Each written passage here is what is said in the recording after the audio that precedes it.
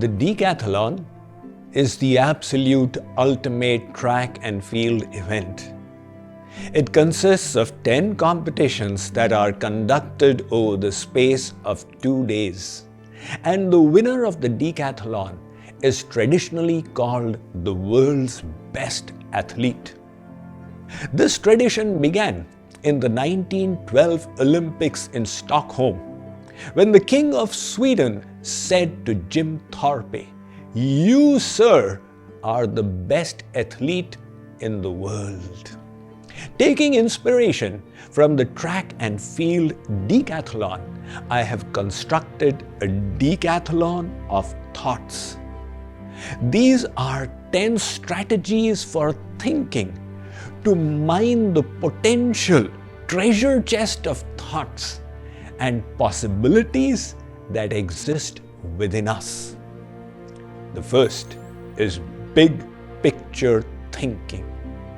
This is veritably getting a bird's eye view of things to come up with ideas, opportunities, and possibilities. Big picture thinkers literally live at 30,000 feet. They provide us with ideas for growth. They are the visionaries in any field. However, those ideas then need to be inspected in detail through the next kind of thinking, which is detail-oriented thinking. To succeed, we also need to be nuts and bolts people, looking at time schedules, at project resources, at management processes, through detailed thinking. For example, Maharishi Panini, before writing the grammar of Sanskrit, decided to go to Mount Kailash and take inspiration from Bhagavan Shiv. Lord Shiv saw Maharishi climbing up and thought, why should he labor and come all the way? Let me teach him from a distance. This was the first instance of distant learning. He took his damru and created 12 sounds. Ayon ril rig a ong I ouch hevarat lana yama gana nama jhabaya ghada dasha java gada dasha kapha chatata chatatava kapaya shashasara hala. This is the famous Maheshwar Sutra of Lord Shiv. Maharishi Panini heard it and said, wow, I know. He went and detailed it in his work, which is called the Ashtadhyay, which is the first book expounding the philosophy of grammar in any language of the world. It consists of 8 chapters and 4,000 sutras. But then, he did not explain them in detail, and they did not suffice for students. So after him came Katyayan, who wrote Vartika, in which he elucidated the sutras of the Ashtadhyay. The Vartika was also not detailed enough, and then came a sage called Patanjali, who explained it further in the Mahabhashya. And that is what students study before approaching either the Vartika or the Ashtadhyay. So what Lord Shiv did was to give big picture thinking. And then Maharishi Panini engaged in detail-oriented thinking. And so did Katyayan and Patanjali. Now come to the third kind of thinking, which is critical thinking. This means putting emotions aside, biases, prejudices, and analyzing things on the basis of pure logic and objectivity. Critical thinking is different from everyday commonplace thinking, which really doesn't have much value, and hence I have not included it in the decathlon of thoughts. Critical thinking is a much valued skill in professional organizations, for it can be relied upon to come up with dependable conclusions. The next in the decathlon is reflective thinking. People often come up to me and say, Swamiji, I enjoyed that family camp so much which you conducted at the RKT Dallas. And I ask them, what did you enjoy the most?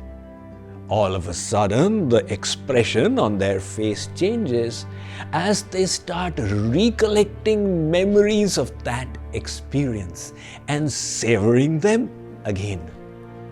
When we have a nice experience, we relish the sentiments at the time, but in the rush of things, we really cannot get the best out of it.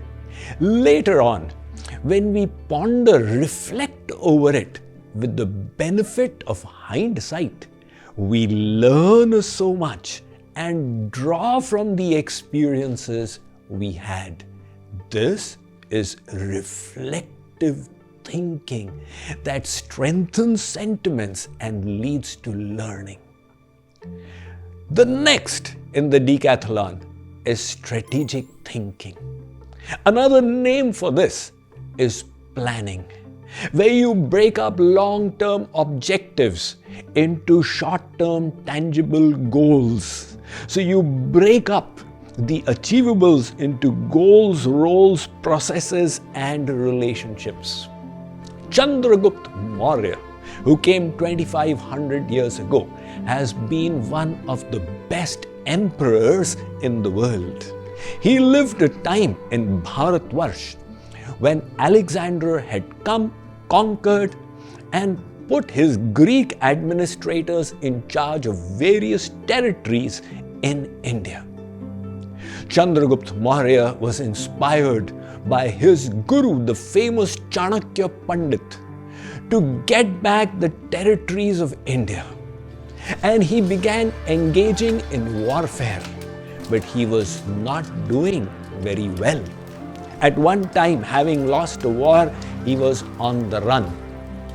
He came incognito to a house, and the lady offered him khichdi on a leaf plate. Chandragupta put his hand in the center of the khichdi and his fingers got burnt and he screamed. The lady said, "You are as foolish as your king Chandragupta." Chandragupta was astonished. How come? The lady said, "Like you, he is trying to attack the whole kingdom at one go. Now the khichdi is cold on the edges. You begin eating from the edges, you'll be able to easily consume it." That made Chandragupta Maurya change his strategy. And he began conquering and winning over territories until, at that time, the most powerful Greek administrator, Seleucus Nicator's army came in confrontation with Chandragupta's. And Chandragupta defeated him. As a truce, Seleucus Nicator offered his daughter to Chandragupta in marriage, and Chandragupta succeeded in establishing the second biggest kingdom in the world at that time, second only to Alexander's. Now that was an example of strategic thinking. The next in the decathlon is abstract thinking, which I'll read to you from my book, The Power of Thoughts. Abstract thinking is the mode of thinking beyond the here and now. In it, we seek to understand how the subject of our thought relates to everything else. We do not just ask how, but also why. We look for deeper meaning, morals, ethics, values, underlying patterns of things. Those who are good abstract thinkers can perceive analogies and relationships that others cannot. Thereby, they can lift their wisdom to higher levels of insight. These are the philosophers, the social reformers. However, mere ideas that cannot be implemented serve no purpose. And that is why, after abstract thinking, we come to the next in the decathlon, which is practical thinking. Practical thinkers are the no-nonsense kind. They sift off ideas that are worthless from those which are doable.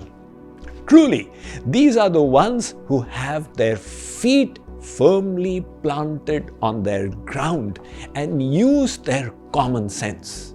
As the saying goes, good ideas are a dime a dozen, but they are not worth a broken nickel until implemented. And then we come to the next, which is mature thinking. What is that? We humans are emotional creatures. And very often, our emotions don't sync with our ideas. So the head and heart become misaligned. It doesn't suffice to be an intellectual, to be a geek or a nerd. Very often such geeks are socially obtuse. So mature thinkers have three abilities. The first is emotional self-awareness. They can read their own emotions of anger, greed, desire, etc. This is the ability for self-awareness. And the second is emotional self-mastery. Irrespective of the external environment and impetus, they have the ability to change their inner feelings and sentiments, thereby adopting beneficial feelings. And the third is emotional empathy, understanding and awareness of the feelings of others and the ability to take care of them. So, in any organization, mature thinking or emotional intelligence is a very valued skill. We have gone through 10 kinds of thinking in this decathlon of thoughts. Now remember, in the previous episode, we talked about 2. The first was focused thinking, and the next was diffuse or creative thinking. Together, all of these create the decathlon of thoughts. But there is yet another kind of thinking that goes beyond this decathlon, and that is spiritual thinking. What is it? We shall discuss in the next episode of this 21-day series on the power of thoughts.